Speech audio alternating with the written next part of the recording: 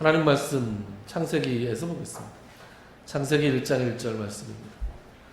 찾기도 쉽고 외우고 계시죠? 그리고 다 같이 한 목소리로 외워보겠습니다. 시작.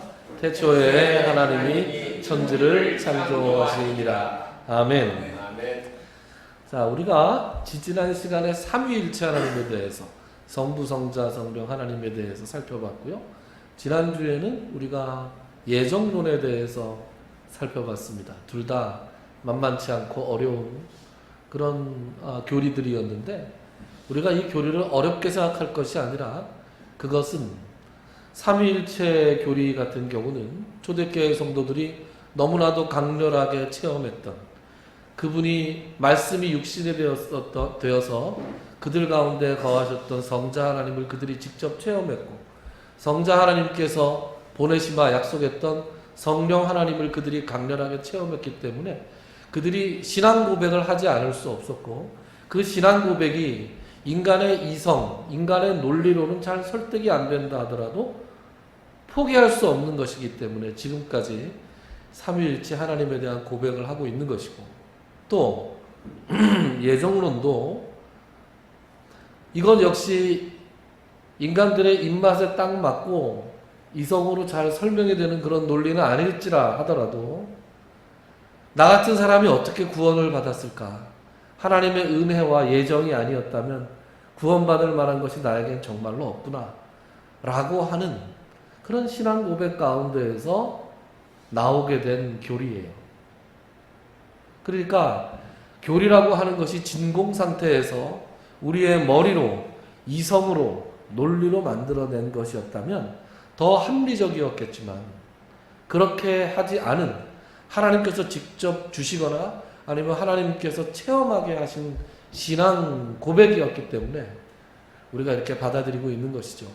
여러분, 이런 신앙 고백들 가운데 창조주 하나님에 대한 신앙 고백만큼 우리의 믿음을 필요로 하는 것이 있겠습니까? 태초에 하나님이 천지를 창조하셨다 라는 것이 여러분 믿어지십니까? 이것이 믿어지는 것이 신기할 노릇이고, 이것을 믿는 것이야말로 우리 하나님에 대한 믿음의 출발점이 아닐까, 그런 생각을 합니다. 그래서 오늘은 이 천지 창조에 대해서 잠깐 이야기를 할 텐데, 오늘 소요리 문답에 해당되는 것은 8번째 문과 9번째 문입니다. 소요리 문답 8문과 9문을 한꺼번에 살펴볼 건데요. 8문은 8번째 질문은 앞으로 나올 내용에 대해서 개요 같은 거예요. 앞으로 이렇게 될 것이다. 그러니까 간단하게 제가 살펴보고 넘어갑니다. 제 8문 질문은 이거예요. 하나님께서는 그의 작정을 어떻게 실행하십니까? 지난 시간에 우리가 하나님의 작정에 대해서 살펴봤잖아요. 작정은 온 천하 만물에 대한 계획, 예정은 구원받을 성도들에 대한 계획인데, 하나님께서는 이 모든 것을 창세전에 이미 미리 정하셨다. 이것이 작정, 예정론이고요. 하나님께서는 그렇다면 그 작정을 어떻게 실행하시는가? 답은 이렇습니다. 하나님은 그의 작정을 창조와 섭리의 사역을 통해서 실행하십니다. 창조와 섭리. 여러분, 작정이라고 하는 것은 하나의 계획이에요. 하나의 설계도란 말이죠. 하나님께서 무언가를 작정하신 다음에 그걸 뭘 만드셔야 되잖아요. 그 만드시는 것이 창조예요. 만들어 놓고는 그 다음에 그 만든 것을 보존하시고 통치하셔요. 보존하시고 다스리셔야 되잖아요. 그것을 섭리라고 합니다. 그러니까 용어가 좀 어려워서 그렇지, 작정은 설계하는 것이고, 창조는 그 설계하신 그 설계도대로 이 세상을 만드신 것이고, 세상과 인간을 만드신 것이고, 섭리는 그 세상과 인간을 다스리시고 보존하시고 통치하시는 것이죠. 그러면 오늘 창조와 섭리에 대해서 이제 앞으로 말씀을 하게 될 텐데, 이 창조에 대해서 9번째 질문은 이렇게 얘기합니다. 제9문, 창조의 사역이 무엇입니까? 그럼 대답은 이겁니다. 창조의 사역이란 하나님께서 엿새 동안에 아무것도 없는 가운데서 권능의 말씀으로 만물을 지으신 일인데 모든 것이 매우 좋았습니다. 이렇게 되어 있습니다. 이 내용은 창세기 1장 1절부터 31절까지의 말씀을 요약한 내용이죠. 자, 한 번 더 읽어드릴게요.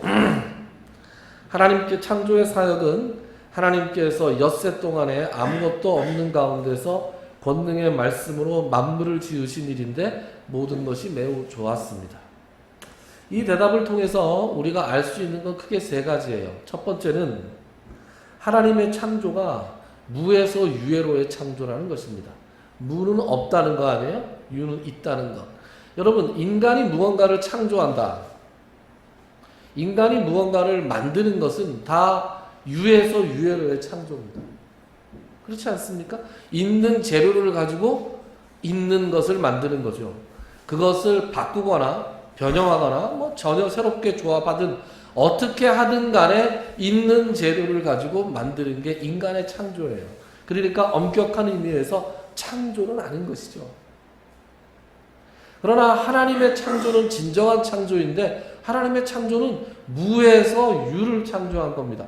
아무것도 없는 것에서 있는 것을 창조했어요. 그러면 여러분, 뭐 당연하지 이런 표정으로 듣고 계시지 마시고 제가 한번 여쭤볼게요. 아무것도 없는 거를 여러분 상상할 수 있습니까? 지금 한번 상상해 보세요. 아무것도 없는 것이 상상되나요?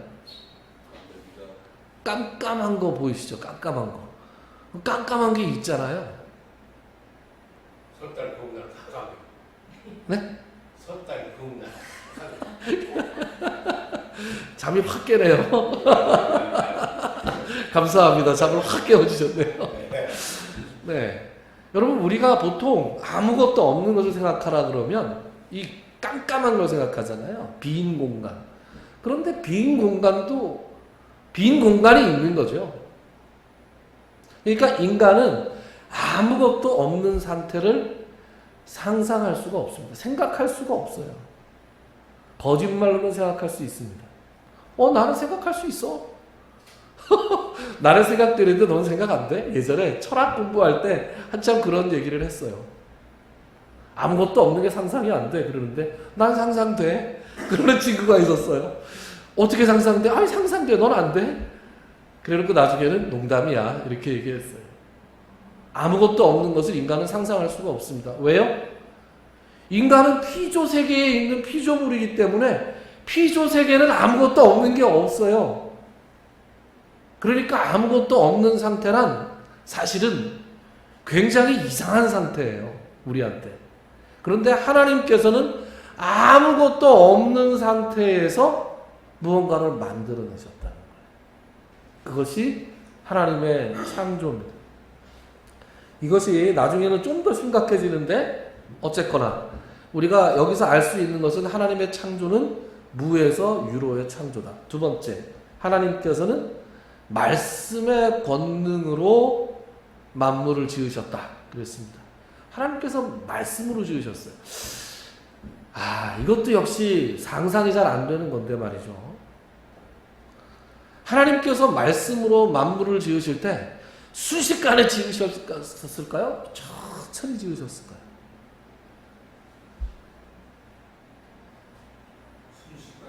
순식간에 지었을 것 같죠, 그죠? 모르죠. 어떻게 알겠습니까? 하나님께서 저 정말 궁금해요. 예를 들어 과학자들이 방사능 반감기 같은 것을 가지고 과학자들이 지구의 나이가 47억 년이라 그러잖아요. 봤냐고요, 47억 년 전에. 그런데 과학자들이 아주 근거 없는 얘기를 하지는 않지 않겠습니까? 그래서 창조과학에서는 뭐라고 얘기하느냐? 하나님이 지구를 만드실 때 몇 살짜리로 만드셨겠느냐? 이런 얘기를 합니다. 우리가 아담의 창조를 알잖아요. 하나님께서 아담을 창조하실 때 어떻게 창조하셨어요? 성인으로 창조하셨습니까? 아기로 창조하셨습니까? 성인으로 창조했어요. 몇 살짜리 사람을 만드신 거예요? 모르죠. 탄생 기준으로 보면 빵살짜리죠. 우리나라로 치면 한 살 먹고 가니까 한 살짜리 인간인데 조금 있다가 하와도 만들어 주셨으니까 한 살짜리가 결혼해서 애를 낳을 수는 없잖아요. 그러니까 성인 인간을 만드셨다. 그러니까 지구도 성숙한 지구를 만드셨겠죠. 창조과학 얘기를 하면 한도 끝도 없이 얘기하다가 서로 모르는 얘기를 하니까 여기서 그만두고요. 하나님께서 순식간에 만들었을까? 천천히 만들으셨을까? 순식간에 만들었다로 합의를 하자고요. 아무리 봐도 말씀은 순식간에 만드신 것 같아요. 빛이 있으라. 천천히 생기면 뭔가 하나님답지 않지 않아요? 천지 만물을 탁 만들었는데 과학자들이 설명한 대로 뭐 이상한 조그만 원형 생물이 하나 생겨서 그게 진화를 거듭할 때까지 하나님이 기다리셨다? 뭔가 하나님 같지 않죠? 하나님은 물로 포도주를 만드시는 분인데 그렇게 천천히 기다리셨을 것 같진 않아요. 어떻게 만드셨을까? 말씀으로 순식간에 세상을 만드신다는 건 어떤 것일까? 모르죠. 그래서 하나님을 나중에 만나면 하나님께서 직통으로 만나주실지 모르겠지만 성경에 의하면 우리가 얼굴과 얼굴로 배울 때 이런 표현을 하는 거 보니까 하나님께 질문할 때가 올까요? 아니면 나중에는 그냥 우리가 자동으로 알게 될까요? 잘 모르겠지만 하나님을 뵙게 되면 여쭤볼 게 정말 많죠. 궁금한 게 정말 많습니다. 우리 그때까지 잠깐 참자고요. 뭐 얼마 안 남았어요, 우리 사실. 뭐 몇 년 안 남았습니다. 뭐 저를 기준으로 해도 제가 지금까지 살아온 것보다 앞으로 살 날이 더 많은 것 같진 않아요. 얼마 안 남았으니까 우리 하나님한테 가면은 여쭤보자고요. 그때 가서 여쭤보기로 하고 하나님께서는 말씀으로 지으셨다. 그리고 우리가 지난번에 살펴본 것 중에서 어떤 내용이 있죠? 이 말씀이 그냥 빛이 있으라 하고 이렇게 말씀이 나간 이 말씀이 김홍규 목사가 하고 있는 이 말과 같은 게 아니라 이 말씀 자체가 인격이셨다. 그래서 태초에 말씀이 계시니라. 이 말씀이 하나님과 함께 계셨으니 이 말씀은 곧 하나님이시라. 요한복음 1장에 나오는 내용이잖아요. 말씀이 육신이 되어 우리 가운데 거하시니, 그죠? 그 말씀이 육신이 된 분이 바로 성자 하나님이세요. 그러니까 이 말씀은 하나님의 말씀임과 동시에 두 번째 하나님, 성자 하나님의 원형이셨던 거죠. 그래서 성자 하나님께서도 창조 사역에 동참하셨다. 하나님의 영이 수면 위에 있으니라. 기억나시죠? 태초에 하나님이 천지를 창조하시고 1장 2절에 나오는 말씀이에요. 그때 또 성령 하나님이 계시죠. 우리가 이걸 통해서 창세기 1장을 통해서 성부, 성자, 성령 하나님이 함께 계셨다는 사실도 부가적으로 확인할 수가 있습니다. 복습 잠깐 했고요. 세 번째. 오늘 설교 빨리 끝날 것 같죠? 천만에요. 아닙니다. 수업 일찍 끝날 줄 알고 좋아했는데 절대 그렇지 않습니다. 제가 앞에 이렇게 빨리 나가는 건 뒤에 할 말이 많다는 거예요. 세 번째, 창조 사역 이 문답을 통해서 마지막으로 우리가 알 수 있는 것은 모든 것이 심히 좋았다라는 것입니다. 하나님께서 엿새 동안 세상을 지으시고 보시기에 심히 좋았더라. 그죠? 여러분 기억나시죠? 심히 좋았더라. 이게 창세기 1장 31절, 1장이 마무리되는 그 절입니다. 하나님께서 보시기에 심히 좋았다는 것은 창조된 이 피조 세계가 하나님 보시기에 좋았다, 완벽했다, 완전했다라는 얘기입니다. 이 완전한 것을 누가 망쳤어요? 사람이 망쳤죠. 지금 사람뿐만이 아니라 아담 이후로 아담이 타락하면서 죄가 이 땅에 들어오고 이 죄가 들어옴으로 말미암아 온 자연 만물이, 천하 만물이 신음하고 있습니다. 로마서에 나오는 말씀이고요. 그리고 21세기를 살아가는 이 사람들도 온 천하 만물을 무지하게 신음하게 하고 있잖아요. 우리 목사님께서 그 기도하실 때 이 이상기온에 대해서 얘기했지만 이상기온 누가 만들었어요? 사람이 만들었어요. 그러나 하나님께서 원래 만드셨던 이 최초의 인간의 타락 이전의 이 세상은 하나님이 보시기에 심히 좋았던, 그리고 지금도 그 흔적이 남아 있어서 우리가 이 자연 상태에 가서 자연을 이렇게 딱 보면 참 좋다. 아침에 일어나서 저도 이제 슬슬 아침잠이 없어지는데 시컷 자고 일어났는데 새벽이고, 옛날에 담임 목사님들이 새벽 기도를 어렵게 하지 않았던 비결이 바로 그거였구나, 그런 생각을 하게 되면서, 네, 아침에 일어나서 환기를 탁 시키고 이렇게 이제 찬송을 듣고 말씀을 보고 할 때 밖에서 요즘 여름이라 매미 소리가 막 맴맴맴맴 하잖아요. 그럼 그 소리가 이렇게 좋아요. 그래서 심히 좋았더라. 심히 좋았더라 라고 우리가 감탄할 만한 이 내용들이 자연을 보고 또 아주 순진무구한 그 아이들을 보고 이러면 우리가 참 좋다는 생각이 들지요. 아직도 하나님께서 만드신 이 창조세계, 이 피조세계에 아름다움의 흔적들이 많이 남아 있습니다. 예수님께서 다시 오시는 날, 하나님께서 이 천지만물을 회복하시는 날, 도대체 얼마나 아름다운 것인지 그 원형이 복구될 텐데 좀 참아야 됩니다.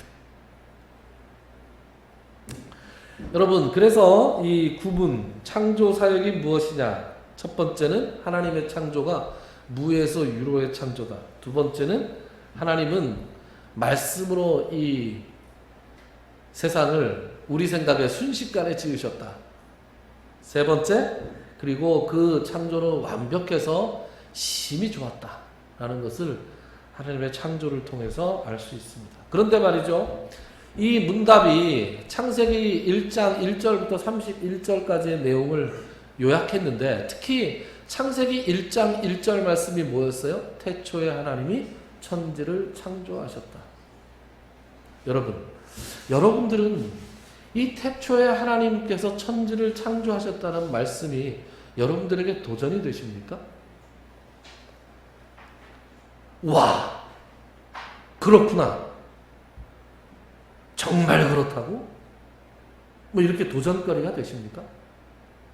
우리는 맹숭맹숭하죠. 맹숭맹숭합니다. 우리가 워낙 잘 알고 있는 말씀이기도 하고, 한편으로는 우리가 그걸 믿고 있기 때문에, 하나님께서 주신 믿음 때문에 우리가 그걸 뭐라 그래요? 그거를 초석같이 믿고 있기 때문에 우리가 이 말씀에 대해서 특별한 도전이 없습니다. 그러나 창세기를 최초로 읽었던 독자들에게 1장 1절 말씀은 대단한 도전거리였습니다. 창세기를 누가 제일 먼저 읽었을까요? 1장 1절을? 제일 먼저 읽은 사람은 출애굽한 이스라엘 백성들이겠죠. 창세기를 쓴 사람이 모세라고 전제했을 때 모세가 쓴 걸 누가 읽어봤겠어요? 모세의 백성들이 읽어봤겠죠. 그 사람들이 모세가 쓴 글을 딱 보니까 태초에 하나님이 천지를 창조하셨다는 거예요. 와! 그리고 첫째 날에 뭘 만드세요? 빛을 만드셨죠. 빛이 있으라 하시니 빛이 있었다. 아무래도 순식간인 것 같아요. 그죠? 빛이 천천히 만들어졌겠어요? 촛불부터 시작해서 이렇게 만들어지질 않은 것 같아요. 점점 확신을 갖고 있어요, 우리끼리. 어쨌든 빛이 있으라 했더니 빛이었어요. 그때는 아직 태양도 만들어지지 않았어요. 그런데 빛은 고대인들에게 있어서 항상 숭배의 대상이었습니다. 그렇지 않습니까? 첫째 날 빛을 만드시고 네 번째 날이 되어서야 그 빛을 주관하는 광명체를 두 개 만드시죠. 하나는 태양이고 하나는 달이었습니다. 태양으로 하여금 큰 광명, 낮을 주관하게 하시고, 달로 하여금 작은 광명, 밤을 주관하게 하셨다라는 말씀이 네 번째 날의 창조 사역으로 나옵니다. 그런데 이 고대의 많은 많은 신들은, 많은 사람, 고대의 사람들은 이 태양을 신격화해서 태양을 신으로 받들어 모셨어요. 그렇지 않습니까? 특히 애굽의 왕이었던 파라오, 이 성경에는 바로라고 나오죠. 이 바로는 자기 자신을 뭐라고 불렀어요? 태양신 또는 태양신의 아들이라고 불렀어요. 태양신의 이름이 라였어요. 라 신을 숭배하는 애굽. 그래서 그 태양신을 섬기는 신전이 헬리오폴리스라는 그 애굽의 도시. 그 헬리오폴리스의 대제사장이 요셉의 장인이었잖아요. 그 헬리오폴리스는 빛의 도시라는 뜻입니다. 그러니까 그 애굽은 태양을 온전히 신으로 숭배했던 나라였고, 그 태양신을 숭배하는 나라의 노예로 히브리 백성들이 살고 있었기 때문에 그들은 태어났을 때부터 이 태양신에 대한 끊임없는 세뇌가 되어 있었을 거예요. 그런데 모세가 쓴 책을 읽어보니까 하나님께서 모든 걸 다 만드셨고, 태양도 하나님이 만드시고 태양한테 빛을 비춰라 라고 명령하셔서 단순하게 빛을 비추는 광명체에 불과했다고요. 그러니까 우리가 밤에 켜는 호롱불하고 태양하고 하나님의 입장에서 보면 다를 게 하나도 없다는 거예요. 여러분, 이게 충격이 아니라고요? 그들이 알고 있었던 모든 패러다임이 다 깨지는 거예요. 우리가 절대신이라고 여겼던 그 바로가 아버지라고 주장했던 태양신, 그 태양신이 절대신인 줄 알았는데 그 태양은 아무것도 아니라는 거예요. 그 태양을 그렇게 신격할 필요도 없고 신으로 모실 필요도 없고 우상할 필요도 없다는 거예요. 그건 하나님이 그냥 만드신 거다. 말씀으로. 태양신을 만드신 태양신? 태양을 만든 하나님이라는 분이 존재한다. 그러니까 이거는 충격일 수밖에 없는 거죠. 여러분, 출애굽할 때 마지막 재앙은 장자를 죽인 거고, 흑암의 재앙이 있죠. 흑암의 재앙. 그죠? 온 천지가 깜깜해졌잖아요. 그건 왜 그런 재앙을 주셨을까요? 니들이 섬기는 태양신 아무것도 아니라 하나님이 마음만 먹으면 태양의 광명을 가릴 수 있다, 빼앗아 가실 수 있다라는 것을 애굽 백성들에게 보여주신 거예요. 그리고 태양의 신 또는 태양의 아들, 태양신의 아들을 자처하는 이 바로가 아무것도 아니라는 것을 히브리 백성들, 애굽 백성들에게 보여주시기 위해서 하나님께서 흑암의 재앙을 내려주신 거예요. 그런데 애굽뿐만이 아니에요. 여러분, 로마 황제들 다 뭐라 그랬어요? 자기들 태양의 아들이라서, 태양신의 아들이라고 다 자처했습니다. 수많은 우상들, 그런 것들이 다 피조물에 불과하다는 것을 창세기 1장은 선포하고 있습니다. 그래서 출애굽기 3장에 보면 이런 하나님께서 이제 모세에게 나타나시잖아요. 모세에게 나타나셔서 내가 이제 이 히브리 백성들의 내가 기도를 들었으니까, 그들의 부르짖는 소리를 들었으니까 너 가서 내가 보냈다고 하고 데리고 와라. 이스라엘 백성들을 데리고 와라. 그러니까 모세가 황당하잖아요. 자기가 힘과 권력이 있을 때도 못 데리고 왔는데 도대체 이게 어떻게 데려오라는 얘기냐. 가서 안 가려고 그랬죠. 처음에 모세가 안 가겠습니다 그랬는데 하나님께서 안 갈 수 없게 하시니까 좋습니다. 그러면 누가 보냈다 그럴까요? 우리 저 석집사님하고 저하고 같은 차를 타고 와서 저 홍익병원 그 장례식장 주차장에 차를 대는데, 차를 대면서 누가 보내서 왔다고 얘기를 하면 그러냐고 그래서 문자로 보내줍니다. 모세도 누가 보냈다 그럴까요? 그죠? 모세가 그렇게 얘기합니다. 누가 보냈다 그럴까요? 그 하나님 이름이 뭐예요? 하나님 이름이 뭡니까? 이렇게 여쭤봤어요. 그랬더니 하나님이 뭐라 그러세요? 나는 스스로 있는 자다. 이렇게 말씀하셨어요. 와, 여러분 대단하지 않습니까? 나는 스스로 있는 자다. 영어로는 I am who I am. 이것도 뭐 알쏭달쏭 다 아는 단어인데 해석도 잘 안 돼요. 어쨌든 한글로 보면 스스로 있는 자, 스스로 있는 자. 얼마나 어마어마한 심오한 의미가 담겨 있는 이름입니까? 하나님은 누구의 지음을 받은 존재가 아니라는 거예요. 이 세상에 있는 피조물에 비견될 수 있는 존재가 아니라는 거예요. 스스로 있고 이 세상의 모든 것들을 다 만드신 분이라는 거예요. 스스로 있는 자다. 스스로 있는 자가 보내서 왔다고 말을 해라. 그리고 이 스스로 있는 자는 아브라함과 이삭과 야곱의 하나님, 그 하나님. 가서 얘기를 했는데 이 교만한 인간들이 잘 안 믿었죠. 네. 그리고 둘째 날 뭘 만들어요? 둘째 날은 하늘을 만드십니다. 여러분, 이 하늘이 문제예요. 하늘은 태양신을 섬기듯이, 태양을 섬기듯이 고대 사람들이 하늘은 안 섬겼을까요? 하늘로 섬겼죠. 그래서 제일 문제가 되는 게 하늘의 여신이었습니다. 여러분, 성경을 읽다가 아스다롯 이런 거 들어보셨어요? 아스다롯. 가나안 사람들은 아스다롯 하고 불렀고요. 바벨론 사람들은 이시타르 이렇게 불렀고요.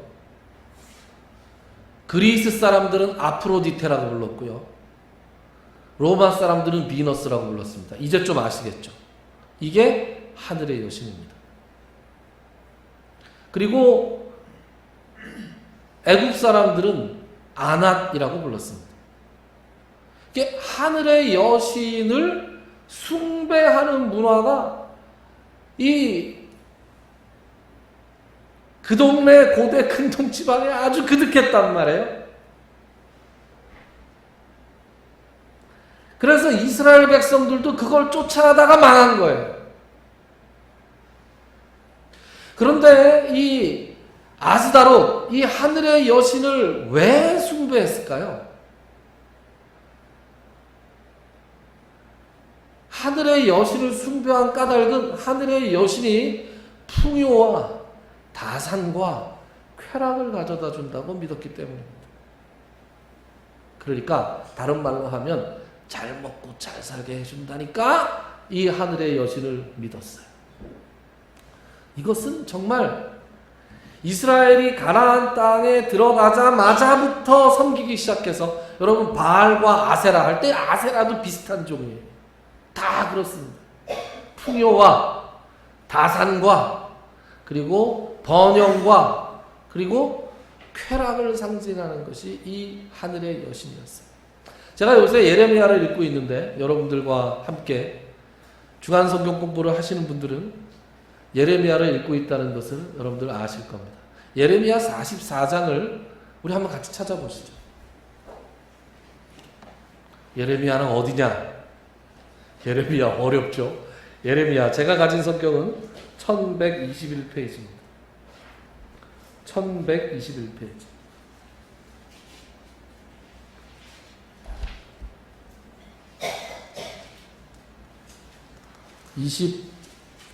22페이지네요.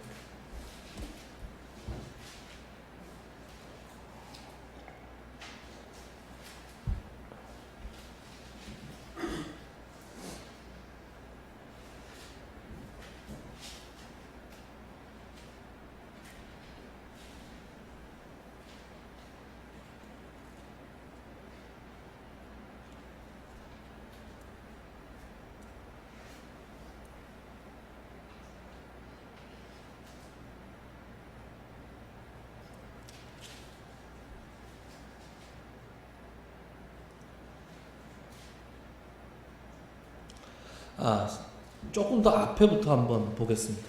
1119페이지 42장. 한꺼번에 있는 줄 알았더니 제가 착각했네요. 예레미야서 42장.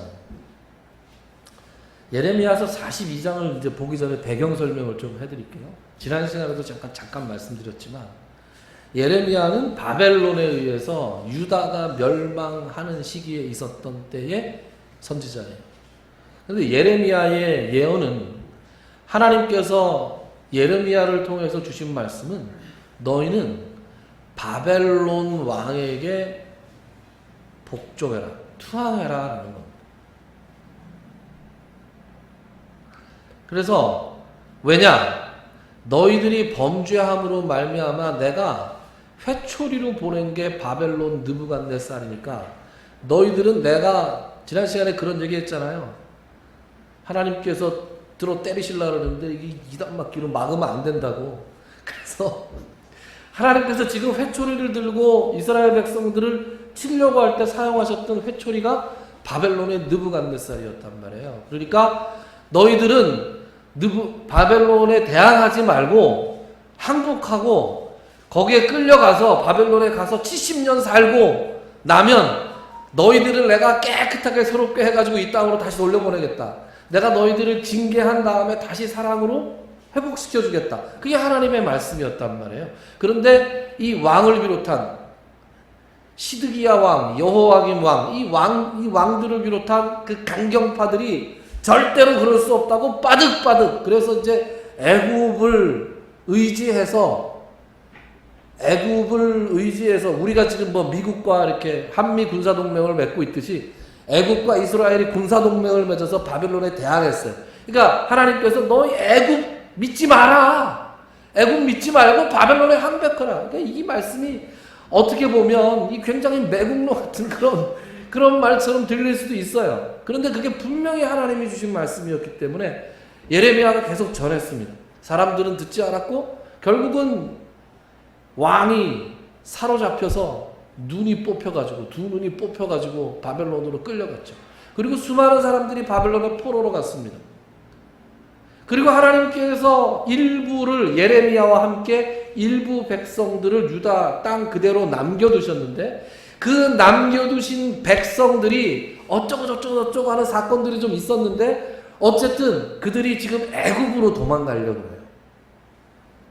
애굽으로 도망가야겠는데 불안하고 찜찜하니까 예레미야한테 가서, 마치 목사님 제가 이사를 가려고 그러는데, 미국으로 이민 가려고 그러는데 기도 좀 해주십시오. 이렇게 얘기한 거예요. 그 장면이 나옵니다. 여러분 배경을 아시겠죠? 배경을 아시면 42장을 읽어보자고요. 1절. 제가 빨리 읽을 테니까 눈으로 따라오십시오. 이에 모든 군대의 지휘관과 가레야의 아들 요하난과 호사야의 아들 여사냐와 백성의 낮은 자로부터 높은 자까지 다 나와. 이거 남아있는 백성들이에요. 포로라 안 잡혀가고. 선지자 예레미야에게 이르되 당신은 우리의 탄원을 듣고 이 남아있는 모든 자를 위하여 당신의 하나님 여호와께 기도해 주소서. 당신이 보는 바와 같이 우리는 많은 사람 중에서 남은 적은 무리이니 당신의 하나님 여호와께서 우리가 마땅히 갈 길과 할 일을 보이시기를 원하나이다. 선지자 예레미야가 그들에게 이르되 내가 너희 말을 들었은즉 너희 말대로 너희 하나님 여호와께 기도하고 무릇 여호와께서 너희에게 응답하시는 것을 숨김이 없이 너희에게 말하리라. 그들이 예레미야에게 이르되 우리가 당신의 하나님 여호와께서 당신을 보내사 우리에게 이르시는 모든 말씀대로 행하리이다. 여호와께서는 우리 가운데 진실하고 성실한 증인이 되시옵소서. 우리가 당신을 우리 하나님 여호와께 보내면 그의 목소리가 우리에게 좋든지 좋지 않든지를 막론하고 순종하려 함이라. 우리가 우리 하나님 여호와의 목소리를 순종하면 우리에게 복이 있으리이다 하니라. 아멘이 막 절로 나오는 말씀이죠. 예레미야한테 와서 제가 미국으로 이사를 가도 되는지 어쩐지 하나님께 여쭤봐 주십시오. 하나님께서 무엇라고 하시든지 간에 저희가 그대로 순종하겠습니다. 믿음이 엄청 좋아 보이죠? 아닙니다. 아닙니다. 그런데 그 이후에 7절부터 나오는 말씀은 애굽으로 가지 마라 했어요. 애굽으로 가면 바벨론 왕이 거기까지 쫓아가서 너희들을 다 죽일 거다. 이렇게 얘기하세요. 너희가 이 자리에 있으면 너희가 바벨론 왕의 긍휼함을 사서 너희가 살아남겠지만 애국으로 가면 너희가 피해갔던 전쟁도 따라갈 거고 너희가 피해갔던 기근도 따라갈 거고 너희가 피했던 전염병도 따라갈 거다. 가지 마라. 여기서 남아라. 가나안 땅에 남아 있어라. 이렇게 말씀하시는데 이놈들이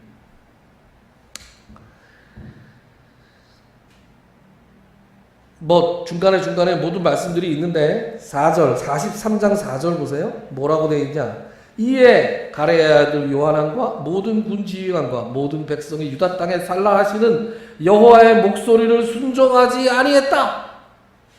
여러분 뭐라고 말씀하시더라도 우리가 순종하겠습니다. 그래놓고 순종을 안 하는 거예요. 왜요? 자기는 애국으로 가고 싶은 거예요.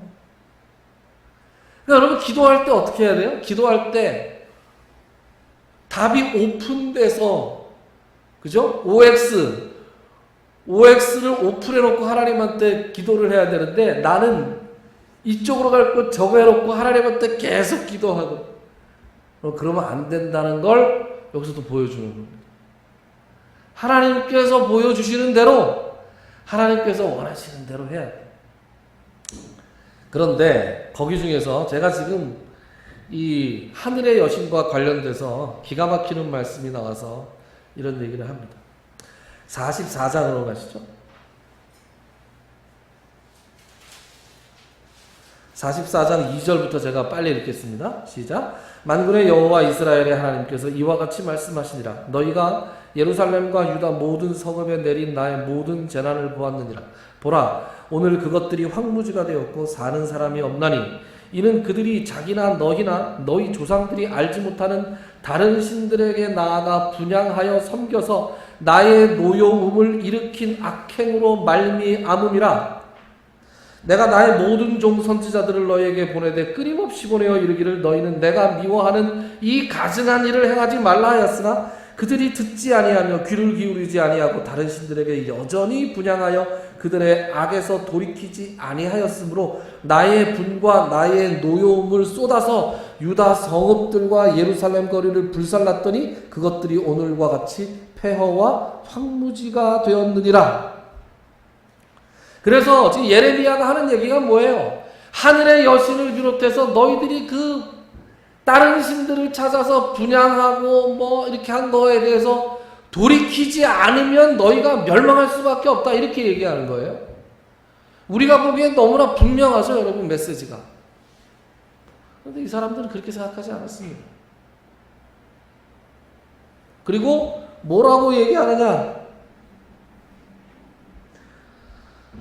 15절. 그리하여 자기 아내들이 다른 신들에게 분향하는 줄 아는 모든 남자와 곁에 섰던 모든 여인 곧 애굽 땅 바드로스에 사는 모든 백성의 큰 무리가 예레미야에게 대답하여 이르되 내가 여호와의 이름으로 우리에게 하는 말을 우리가 듣지 아니하고 우리 입에서 낸 모든 말을 반드시 실행하여 우리가 본래 하던 것 곧 우리와 우리 선조와 우리 왕들과 우리 고관들이 유다 성읍들과 예루살렘 거리에서 하던 대로 하늘의 여호와에게 분향하고 그 앞에 전제를 드리리라. 그때에는 우리가 먹을 것이 풍부하며 복을 받고 재난을 당하지 아니하였더니 우리가 하늘의 여호와에게 분향하고 그 앞에 전제 드리던 것을 패한 후부터는 모든 것이 궁핍하고 칼과 기근에 멸망을 당하였느니라 하며, 그러니까 이 사람들은 안 듣겠다는 거예요. 우리가 계속해서 하늘의 여신에게 제사를 드리겠다는 거예요. 왜요? 그때가 좋았다는 거예요. 그때가 먹고 살기 좋았다. 그때가 풍요로웠다. 우리는 계속해서 이렇게 하겠다. 여러분, 이 하나님은 말이에요. 스스로 있는 자이신 하나님, 여호와 하나님은 믿기가 참 까다로운 분입니다. 여러분 안 그래요? 옳고. 네? 여러분 믿기가 까다로운 분이에요. 왜냐하면 이 하나님은 우리 마음대로 조작할 수 있는 분이 아니라서 그래요.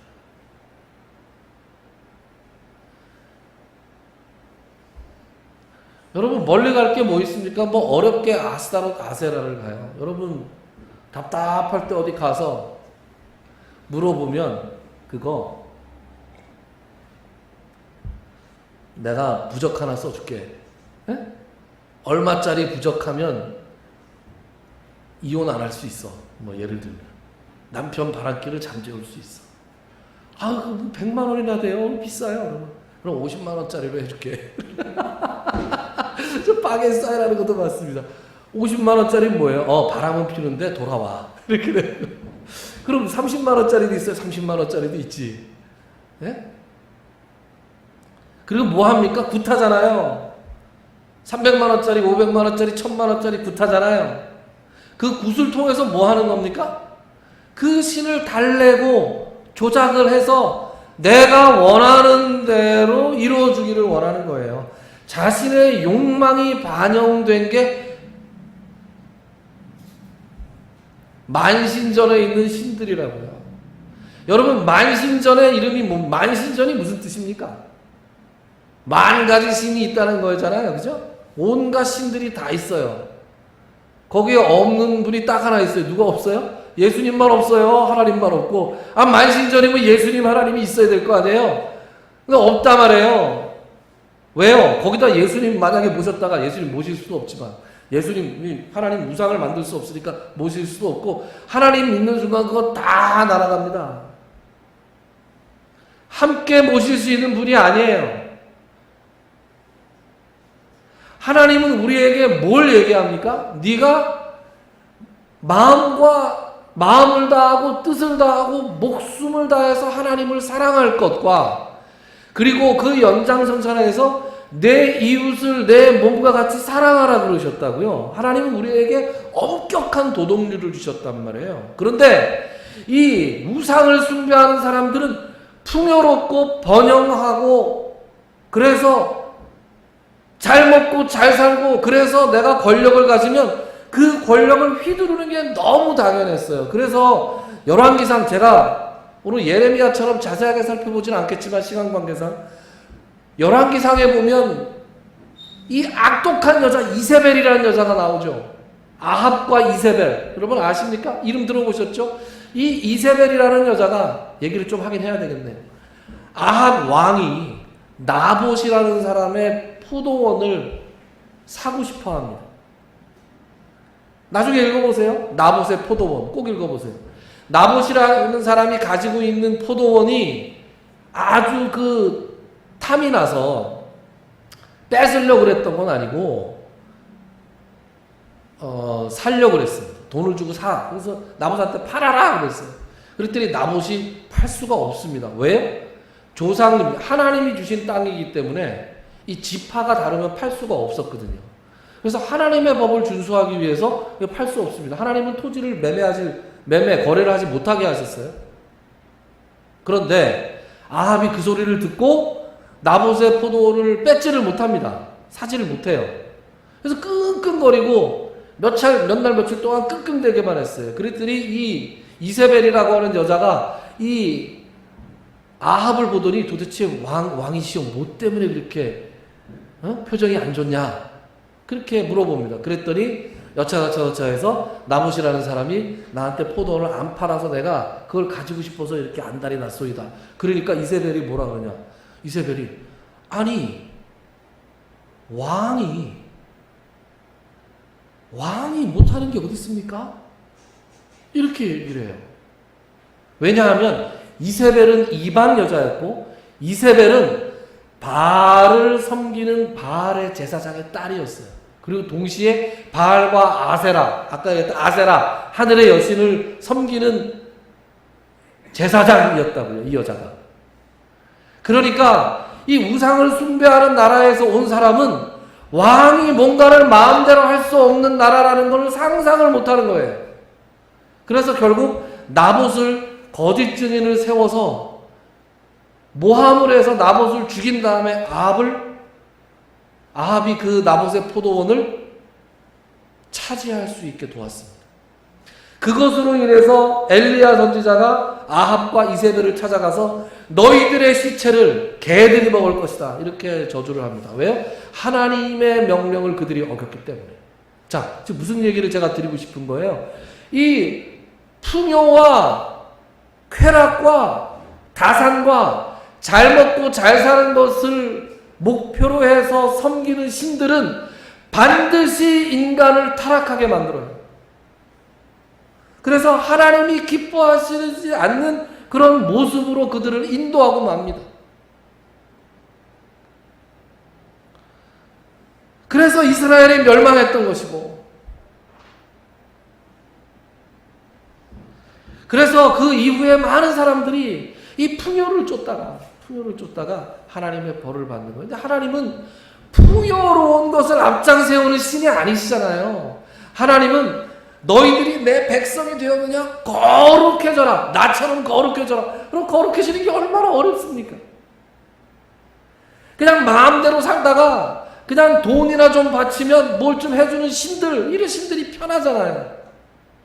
부적이나 사고 굿이나 하고 돈 갖다 주면 헬렐레 하는 신들을 따르는 게 훨씬 쉽죠. 우리 하나님은 그런 하나님이 아니란 말이에요. 정신 차리고 똑바르게 살고 하나님 계명을 지키고 이웃들을 돌보고 살아라, 이렇게 얘기하잖아요. 하나님은 그런 하나님을 이스라엘 백성들은 싫었고 오늘날 우리들도 싫어합니다. 그래서 하나님의 이 율법이나 하나님에 대해서 제대로 설교를 하는 목사들보다 하나님이 그저 복을 주시고 여러분 축복합니다, 복을 주시고 물질에 복을 주시고 건강에 복을 주시고, 이 복 얘기를 강단에서 하면 먹히는 거예요. 그러니까 우리가 하나님을 믿는다 하면서도 실제로 뭘 믿고 있는지 잘 생각을 해봐요. 하나님이 기뻐하시는 대로 하나님을 믿고 있는지, 아니면 하나님이 기뻐하시지 않는 대로 나의 마음에 이 소원을 이루어 주기를 주는 도구로서 하나님을 우리가 믿고 있는지, 우리가 자기 자신을 돌아보아야 할 필요가 있습니다. 이것이 창조주 하나님께서 태초에 천지를 창조하시니라 라는 선포에 담긴 진정한 내용입니다. 하나님은 이 천지 만물을 창조하셨고 그 천지 만물을 창조하신 하나님의 뜻에 인간이 순종하기를 원하십니다. 나의 욕망과 나의 소원과 나의 어떤 욕심을 이루어주는 신으로서의 하나님이 아니라 우리가 경배하고 존경하고 그 말씀을 엄중하게 지켜야 할 그 하나님으로 우리가 하나님을 모시고 있는지 말씀 앞에서 돌아보는 시간이 되기를 바랍니다. 기도합시다.